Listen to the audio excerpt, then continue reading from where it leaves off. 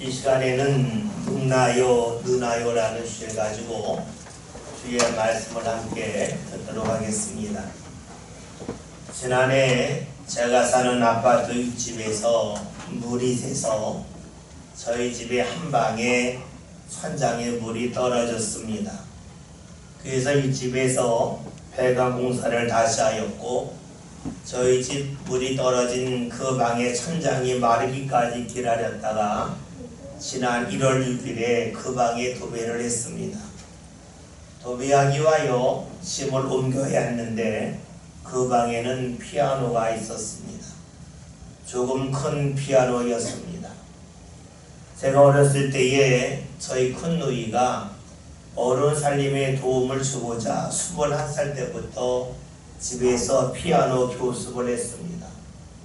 그렇기 때문에 저는 집에서 피아노 옮기는 일을 초등학교 때부터 했습니다. 나름대로 피아노를 옮기는 데는 좀 자신감이 있었습니다.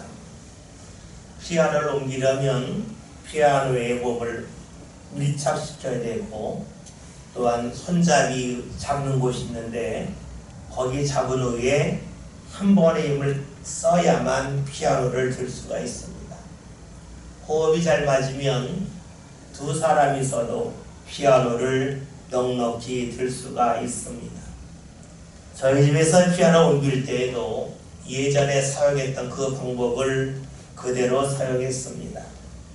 제가 피아노 한쪽을 담당했고 그 맞은편은 두 사람이 함께 들기도 했습니다. 그리고 함께 피아노를 듣는데 호흡이 잘 맞지 않아서 그런지 저 먼저 힘을 썼습니다. 근데 그 순간 제가 크게 놀랐습니다. 예전 같으면 호흡이 맞지 않아도 제가 듣는 쪽에서 피아노가 들려야 되는데 이번에는 전혀 들리지 않았습니다. 저도 모르게 머쓱했습니다. 분명히 예전 같으면 피아노가 들려야 되는데 이번에는 전혀 움직이지 않았기 때문입니다. 왜 그랬을까요? 과거보다 이 피아노가 더 무겁기 때문일까요? 그러하지는 않습니다. 예전에 그것보다 더 큰 피아노를 들었던 기억이 있기 때문입니다. 달라진 것은 피아노가 아니라 저 자신이었습니다. 생각해 보았습니다.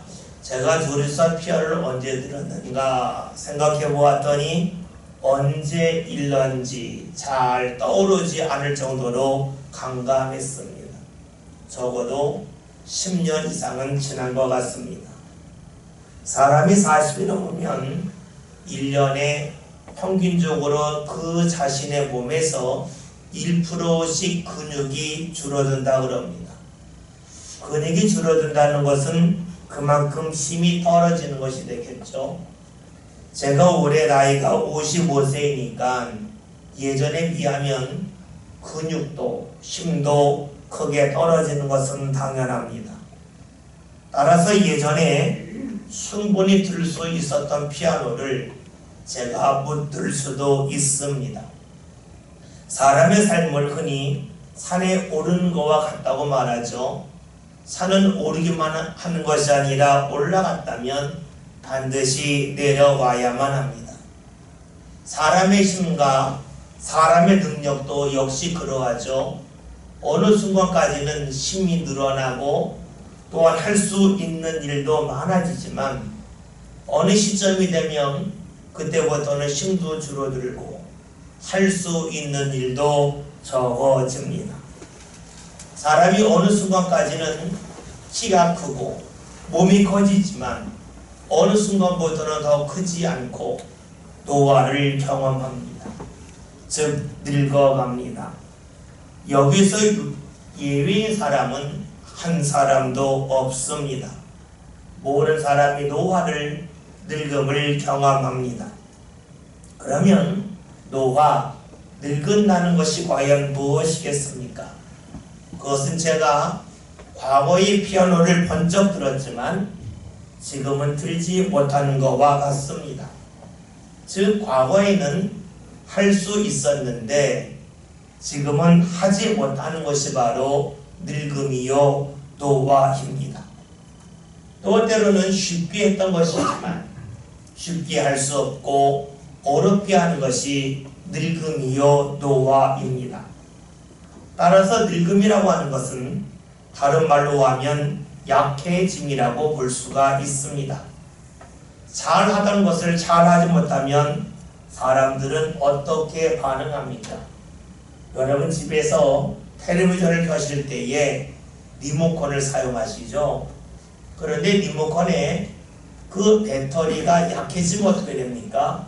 예전에는 쉽게 채널을 바꿀 수가 있었고 음량을 바꿀 수가 있었는데 배터리가 약해지면 눌러도 잘 넘어가지가 않습니다.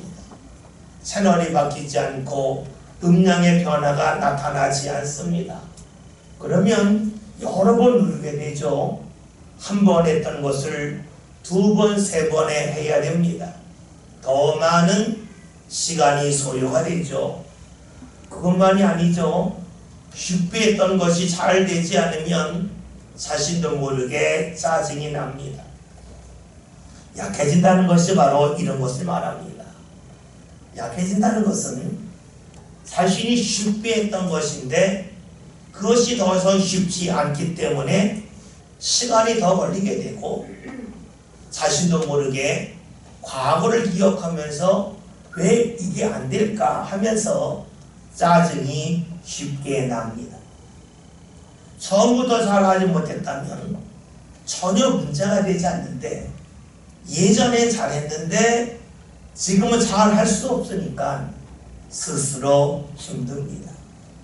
그렇기에 나이가 들면 늙으면 서럽다 하는 말을 합니다. 자신이 잘하던 것을 잘할 수 없거나 아예 못하기 때문입니다. 이런 노화, 즉 늙음은 모든 사람이 경험합니다. 즉 신앙생활을 하든 신앙생활을 하지 않든 모든 사람은 늙음을 경험합니다.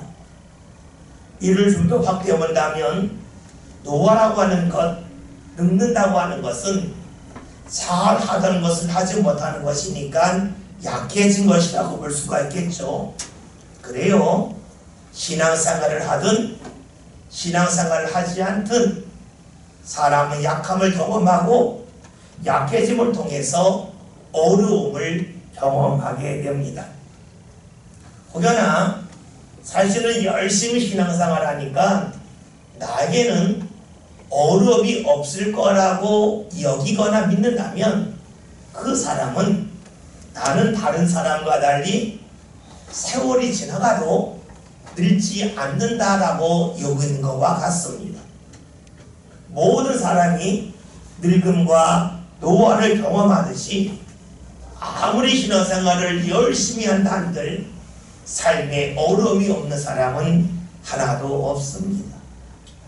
오늘 말씀은 바울이 노년에, 즉 그가 늙었을 때에 디모데에게 쓴 편지입니다. 바울은 노년이 되었을 때에 힘이 부족하고 크게 약해졌습니다. 그런 바울이 디모데에게 이렇게 편지합니다. 9절에 있는 말씀을 함께 봅니다. 너는 어서 우리 내게로 오라. 네. 말씀을 보면 바울이 디모데에게 쓴 편지니까 너는 디모데를 가리키겠죠. 바울이 디모데에게 네가 나에게 속히 오라 라고 말을 합니다. 바울이 무척이나 급합니다. 여러분, 바울이 젊었을 때 쓴 편지를 보면 이렇게 급하게 표현하는 적이 없습니다. 그런데 바울이 노년이 되었을 때에 그는 무척이나 급해집니다. 젊었을 때 급하지 않았는데 나이가 들어서 바울은 급해졌습니다. 왜 그가 이렇게 급해졌을까요? 그 이유는 그가 나이가 들었기 때문에 자신이 무언가 할 수 있는 시간적인 여유가 얼마 없음을 알았기 때문입니다. 시간이 부족하다고 하는 것은 해야 할 일을 할 수 있는 시간이 부족하다는 겁니다. 즉 마무리를 지을 만한 여유가 없다 하는 겁니다. 이것을 신앙적으로 본다면 바울이 하나님이 원하시는 일을 하고 있었는데 하나님께서 자신을 부르시는 그날까지 자신이 하던 하나님의 일을 마무리 지을 수 있을까 하는 그런 생각이 들었다는 겁니다. 그러니까 바울이 급하고 바울이 서두릅니다. 해야 할 주의를 잘 마무리 짓고 싶었기 때문입니다. 그래서 바울이 디모데에게 속히 오라고 말합니다. 이렇게 속히 오라고 말할 때에는 두 가지 정도 이유가 있습니다. 하나는 바울 자신이 힘이 떨어졌으니까, 힘이 약해졌으니까 디모데가 와서 자신이 하는 하나님의 일을 도와주면 좋겠다는 마음을 가지고 속히 오라고 말할 수가 있습니다. 예전에는 자신 홀로 충분히 주의를 감당할 수 있었는데 이제는 늙어서 힘이 떨어지는 가운데 홀로 그 일을 할 수 없었기 때문에 디모데에게 속히 오라고 말할 수가 있지요. 충분히 이해할 수가 있습니다. 그런데 이렇게 보면 말씀을 읽으면서 좀 개운하지가 않습니다. 왜냐하면 바울도 주의를 하고 있지만 디모데도 주의 일을 하고 있기 때문입니다. 그렇다면 바울이 하는 주의를 잘하기 위해서 디모데가 하는 주의를 하지 말고 오라는 것이니까 바울의 입장에서는 자신이 하던 일을 잘 할 수가 있겠지만 디모데 입장에서 본다면 그가 하던 주의를 내려놓아야 하기 때문입니다. 즉 자신이 하는 주의일만 생각했다면 자신의 힘이 부족하니까 디모데에게 와서 도와주려고 하는 말을 이해할 수가 있겠지만 넓게 하나님의 입장에서 본다면 이것은 좀 타당하지 않다고 볼 수가 있습니다. 그러면 왜 바울이 디모데에게 자신에게 속히 오라고 했을까요? 그 이유를 이렇게 볼 수가 있습니다. 바울은 자신의 삶이 얼마 남지 않았기 때문에 자신이 경험하고 자신의 삶 가운데 쌓여있는 신앙의 유산을 디모데에게 온전히 남겨주고 싶었다라고 볼 수가 있습니다. 물론 바울이 디모데에게 편지를 통해서 전해줄 수 있는 신앙의 일이 있고 유산이 있습니다.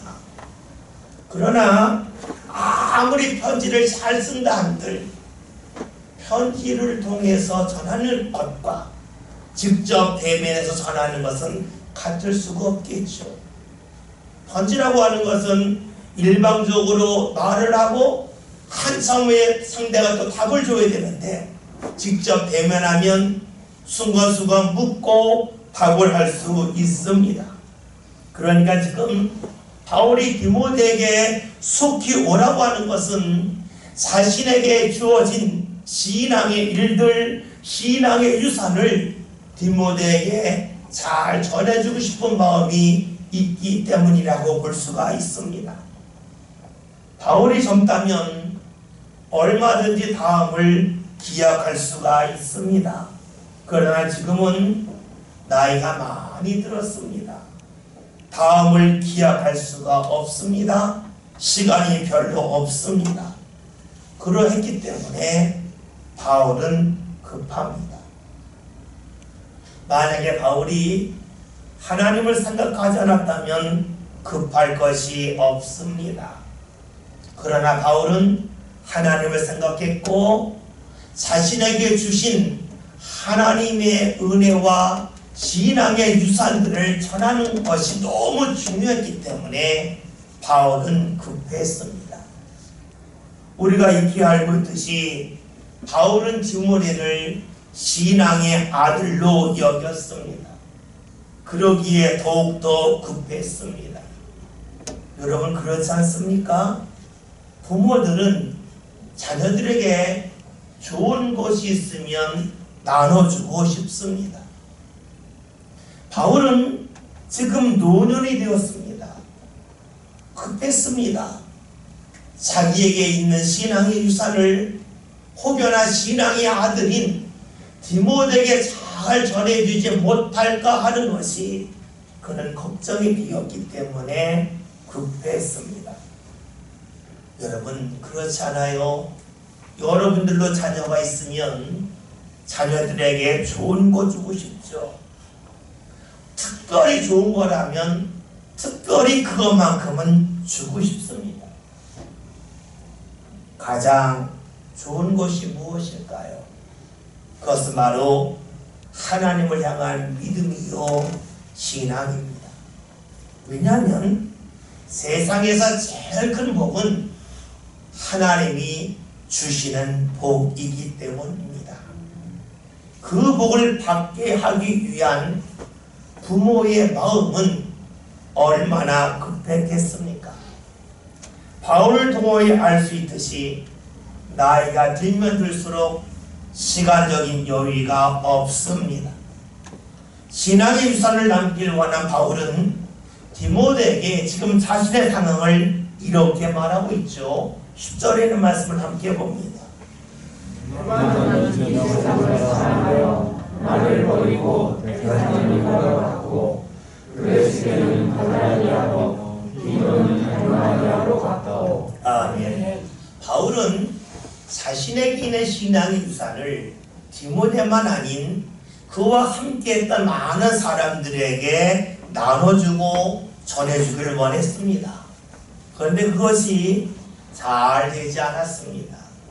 오늘 10절에 있는 말씀을 보면 대마는 세상을 사랑하여서 바울을 버리고 데살로니가로 갔다라고 말합니다. 즉 대마라고 하는 사람은 어느 때까지는 바울과 함께 열심히 신앙생활을 했는데 어느 순간부터 신앙의 자리를 벗어났다라고 말합니다. 열심히 하나님을 믿다가 어느 순간부터 믿지 않았기 때문에 바울은 안타깝습니다. 세상의 특징이 무엇일까요? 결과가 빨리 드러난다는 겁니다. 그러기에 세상의 일은 매력적입니다. 반면에 하나님의 은혜는 결과가 잘 눈에 드러나지 않습니다. 잘 보이지 않아요.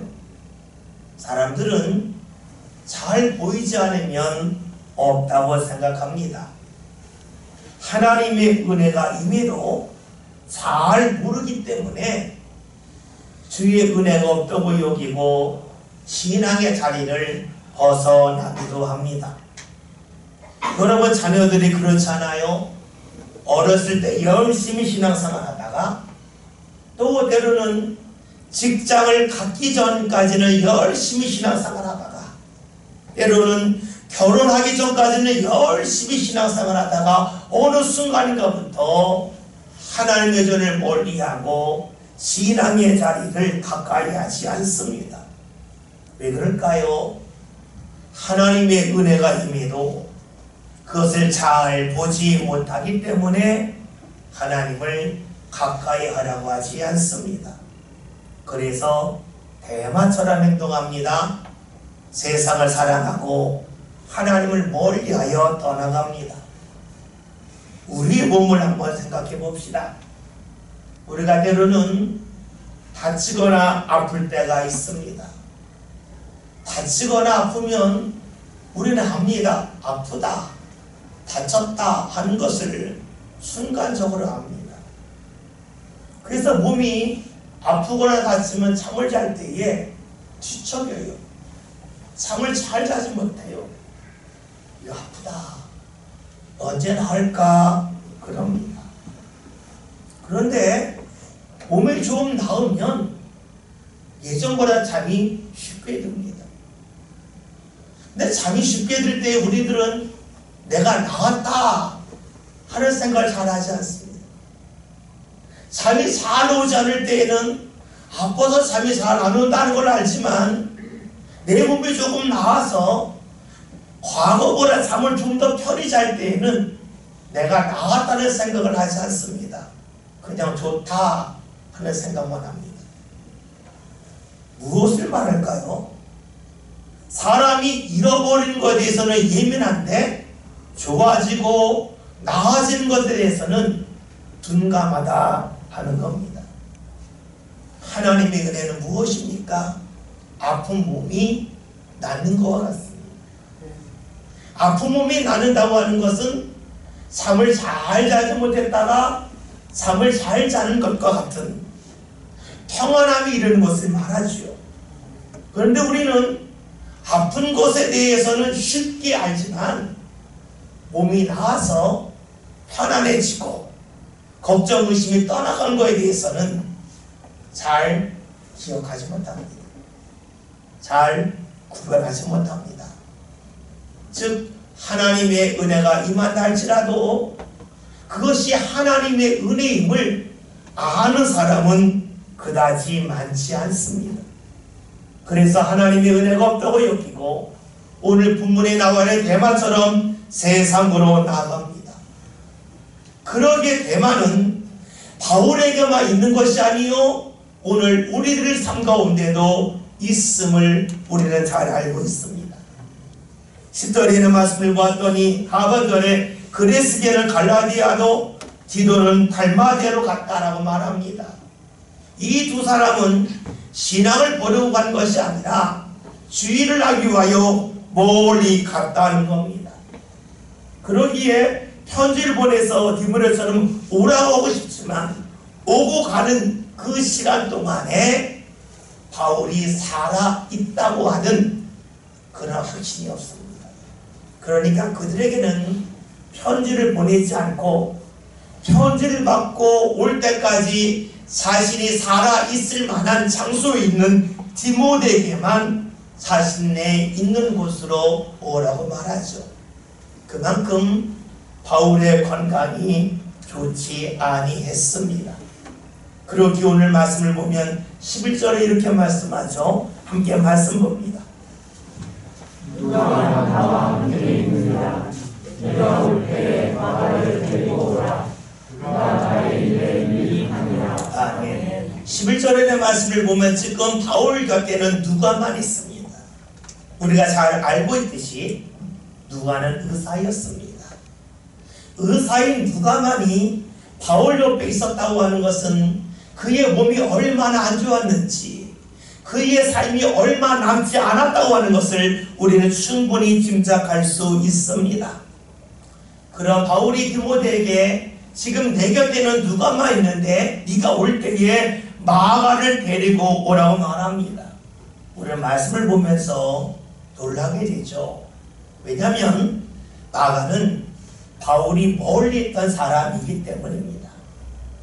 마가복음의 저자인 마가이지만 그는 젊었을 때에는 그다지 신앙적으로 서 있는 사람이 아니었습니다. 사도행전 13장에 있는 말씀을 보면 바울이 바나바와 함께 처음으로 선교를 나갔는데 그때 함께 간 것이 바로 마가입니다. 마가는 바나바의 조카입니다.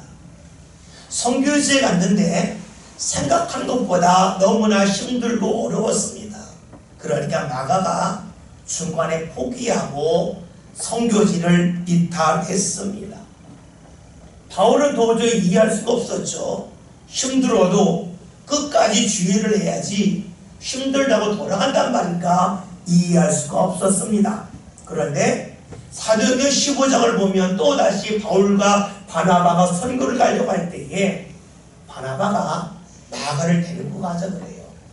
그랬더니 바울이 마가를 데리고 가면 안 된다 라고 말하면서 서로 간에 다툼이 나타나게 되었고 서로 헤어지게 됩니다. 그러니까 마가는 바울의 삶 가운데서 있고 싶은 존재였습니다. 만약에 마가가 다르게 하겠다면, 아니 마가가 없었다면 바나바와의 관계가 틀어지지도 않았을 겁니다. 그런데 지금 바울은 그런 마가를 디모데에게 데리고 자신에게 오라고 말합니다. 왜 그랬을까요? 두 가지 정도를 생각할 수가 있어요. 첫째는 마가가 달라졌다는 거예요.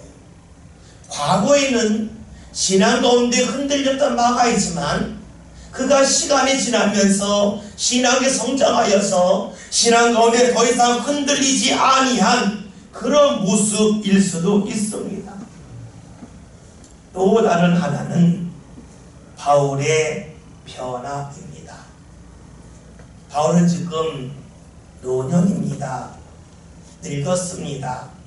힘이 약해졌습니다. 힘이 약해지면서 과거 했던 일을 더 이상 할 수가 없습니다. 자신이 일을 잘 할 때에는 일하지 못하는 사람을 이해할 수가 없었는데 자신의 힘이 약해져서 일을 잘하지 못하는 그 상황에 이르게 되자 일하지 못하는 사람들을 이해할 수 있게 되었습니다. 강할 때에는, 힘이 있을 때에는 힘이 약한 사람을 이해하지 못하지요. 자신의 몸을 빠르게 움직이는 사람은 몸을 천천히 움직이는 사람을 이해할 수가 없어요. 답답해합니다. 마치 몸이 빠른 20대 청년들이 60대들이 천천히 움직이는 걸 보면 이해하지 못하고 답답해하는 것처럼 말입니다. 지금 바울은 늙었고 자신의 몸이 약해졌습니다. 몸이 약해지면 사람의 마음도 약해지죠. 그러면서 바울은 약한 사람을 이해하기 시작합니다. 바울이 왜 마가를 불렀을까요? 마가가 변했기 때문에, 또 하나는 바울이 변했기 때문에 두 가지 이유가 다 다양합니다. 그러나 저는 개인적으로 볼 때에 마가의 변화로 있었겠지만 그보다는 바울 자신의 변화가 더 컸다고 봅니다. 바울은 자신의 약해짐을 통해서 약한 사람을 이해합니다. 약한 사람을 받아줄 줄 아는 사람이 됩니다. 그렇죠. 사람이 어려움을 겪고 나면 어려운 사람을 이해합니다. 마찬가지로 자신이 약해지면 약한 사람을 이해할 수가 있습니다.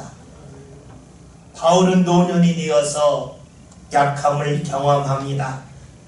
그러기에 믿음 가운데 약했던 마가를 이해할 수가 있었고 그를 가까이 합니다. 그리고 그를 받아들입니다. 바울이 늙음을 통해서 받아들일 수 없었던 마가를 받아들입니다. 즉 늙음을 통해서 그는 받아들일 사람이 늘어났습니다. 이렇게 본다면 바울이 노년이 되고 늙었다고 하는 것은 그의 몸이 힘들고 어렵다고 하는 괴로움도 있지만 다른 사람을 이해하고 다른 사람을 받아들일 수 있는 범위가 더 늘어났기 때문에 복된 일이라고 볼 수가 있습니다. 왜 그렇습니까? 사람을 받아들일 수가 있고 사람을 사랑할 수 있는 일만큼 복된 일은 없기 때문입니다. 우리는 약함을 통해서 서운한 것에 대하여 더 서운해할 수도 있습니다. 그러나 약함을 통해서 다른 사람을 이해하고 포용할 수도 있습니다. 바울은 약함을 통해서 받아들일 수 있는 사람이 늘어났습니다. 그러기에 그의 삶 가운데 늙음은, 그의 삶 가운데 약해짐은 복된 일이었습니다. 이렇게 바울을 보았더니 우리는 예수님을 생각할 수밖에 없습니다. 예수님이 왜 이 세상에 오실 때에 가장 천한 자리에 오셨을까? 왜 태어나실 때에 따뜻한 방이 아닌 구유에서 태어나셨을까 하는 것도 알 수가 있습니다. 왜 예수님께서 이 세상에서 왕궁에서 높은 신분으로 살아가신 것이 아니라 가장 천한 직업인 목수의 집에서 살아셨는지를 알 수가 있습니다. 왜 예수님께서 죽으실 때에 가장 천하고 비천하고 가장 힘든 십자가에서 죽으셨는지를 알 수가 있습니다. 예수님은 가장 약한 자리에 계셨습니다. 가장 약한 자리에 계셨기에 그 어떠한 사람이라 할지라도, 아무리 힘없고 약한 사람이라 할지라도 그를 이해할 수 있었고 사랑할 수 있었고 그를 품을 수 있었습니다. 이렇게 본다면 바울은 노년의 늙음을 통해서 예수님을 닮아갔다고 하는 것을 알 수가 있지요. 그가 늙지 않았다면, 그가 약하지 않았다면 어쩌면 마가를 품지 못했을 겁니다. 약함을 통해서 그는 품는 사람이 늘어났습니다. 오늘 말씀 제목이 늙나요 느나요입니다. 모든 사람은 누구나 다 늙습니다.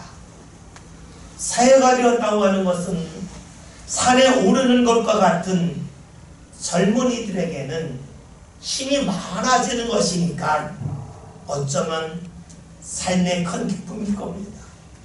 반면에 산에서 내려오는 사람과 같이 이제 나이가 더 들고 힘이 약해지는 사람에게는 새해가 되었다고 하는 것은 성장이 아니라 내가 더 늙어간다 하는 마음으로 다가올 수도 있습니다. 그러나 기억합시다. 내가 늙고 내가 힘이 부족하고 약해진다고 하는 것은 불편하고 괴로운 이름은 분명합니다. 그러나 내가 약함을 통해서 더 많은 사람을 이해할 수가 있고 더 품을 수가 있고 사랑할 수 있다는 사실입니다. 바울이 노년이 되어서야, 죽음이 임박해서야 그가 마가를 품고 품는 사람이 늘어났던 것처럼 말입니다. 그리고 그때야 비로소 바울은 진정으로 예수님을 닮아갔습니다. 오늘 저와 여러분의 삶이 약해질 수 있습니다. 힘이 부족해질 수 있습니다. 그러나 그 힘이 부족해지고 약해지는 것을 삶의 고통으로만 여길 것이 아니라 내가 품고 함께할 사람이 늘어난다고 하는, 즉 예수님을 더욱더 닮아갈 수 있는 사람이 된다고 하는 그런 마음과 믿음이 삶 가운데 꼭 자리 잡을 수 있길 바라겠습니다. 사회가 되면서 늙기만 하는 것이 아니라 품는 사람이 늘어나는 귀한 모습이 저와 여러분의 삶이 되기를 주의 이름으로 기도드립니다.